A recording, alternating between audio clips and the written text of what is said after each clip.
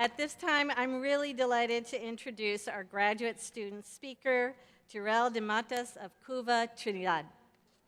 Good job. Already cheering for him. Okay, let me tell you something about him. Jarrel is graduating today with a PhD in English, formerly a journalist and op-ed writer at the Daily Express, a major newspaper outlet in Trinidad and Tobago. He is now also a published author. His first book, Opinions in Review, is a collection of his op-ed pieces covering human rights, policy change, and other major topics. He is an avid fan of science fiction, and for his PhD thesis, Jarrel dived into the genre and culture of science in the Caribbean, Latin America, and the US. His upcoming book will continue his exploration of science fiction and culture. Following graduation, he will move on to become an assistant professor at the University of Texas Medical Branch and hopes to become a Dean of the Humanities and Education in the future. Please welcome Jarrel De Matas to the podium.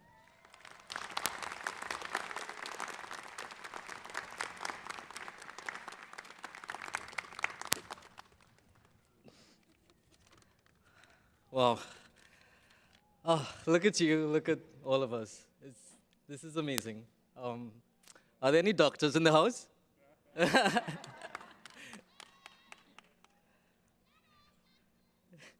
You may not know me, so let me introduce myself again. I am Dr. Jarrel De Matas.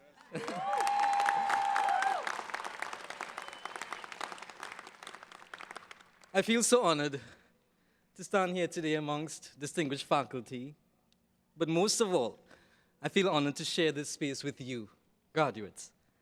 UMass told us to be revolutionary, challenge accepted, and completed. And while instinctively we would like to think about what comes next, I encourage you to stay in the now for a bit longer. I'm not here to tell you to be game changers. The future can wait. I want to encourage you instead to keep relying on what has got you here. We've already changed the game.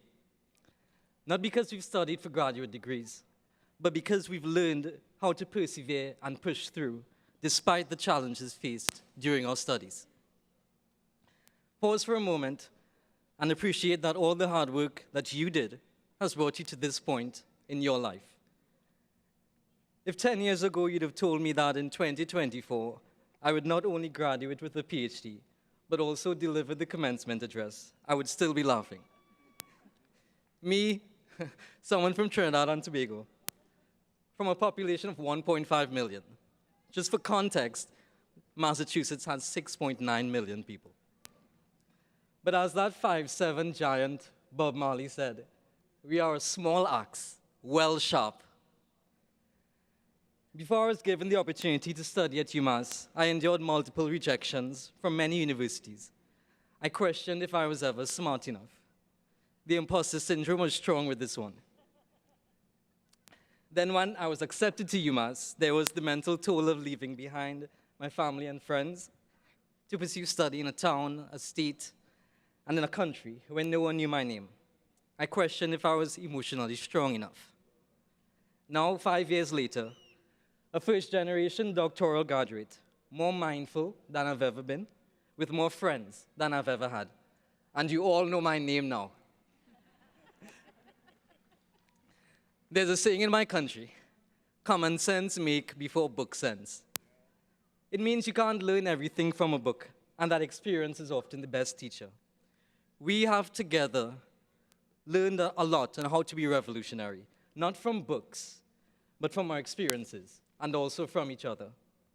The kindness of faculty in my English department, the tireless support of Office of Professional Development staff, the honesty of my students I've taught and learned from, and the inspiration from all of you, just by existing, but also by doing work that we know matters, and by believing in that work, no matter how challenging, frustrating, and mentally draining it became. Whether, like me, you moved from a small island or a small town, whether you left behind your family or extended your family during your time here, you were being revolutionary, even before UMass told you to be. As an international student, I had my own challenges to deal with, and I know that you did as well. What we have shared is the ability to rise above our circumstances. I must confess, I wasn't sure I could go through with being the graduate speaker today. But given what is happening on campuses worldwide, I had to be here. I felt that there was much more power in speaking out than in remaining silent. I had to use my voice. I had to be brave. I had to be revolutionary. But when we are revolutionary in a peaceful way, without provocation, we should not be punished.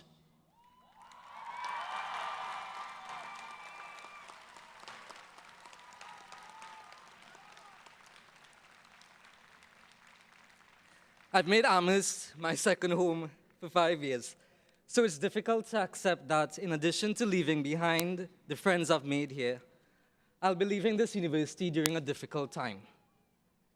This university, which has given me and taught me so much, it has literally given me a voice here. I don't have much to give back to the university right now besides words. During these times with so many divisions, I could think of few things more revolutionary than coming together, working in solidarity to ensure peace and that we coexist together, even with our differences. Things do not have to be, things never have to be a win-lose scenario.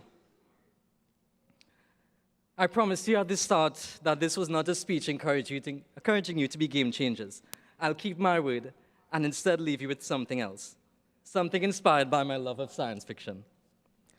While it is often accompanied by the phrase, live long and prosper, I want to maintain the underlying message of establishing connections, being resilient, and staying positive. I want to say, be kind to yourself and to each other. Congratulations on this truly incredible achievement, class of 2024. Thank you.